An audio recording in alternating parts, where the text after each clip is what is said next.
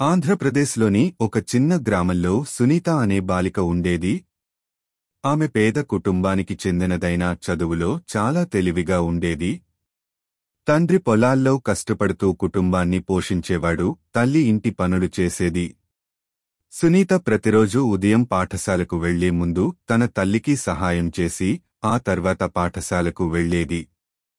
చదువుపై ఆమెకు చాలా ఆసక్తి. టీచర్లు కూడా ఆమె కృషిని చూసి ఎల్లప్పుడూ ప్రశంసించేవారు. గ్రామంలోని ఇతర పిల్లలు ఎక్కువగా పాఠశాలకు రావడం మానేసినా సునీత మాత్రం క్రమం తప్పకుండా హాజరే, మంచి మార్కులు సాధించేది.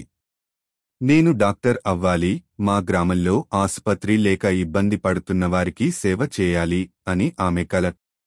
ఆమె పట్టుదలతో చదువుకుని ప్రభుత్వ పాఠశాల నుంచే మంచి ర్యాంకులు సాధించింది.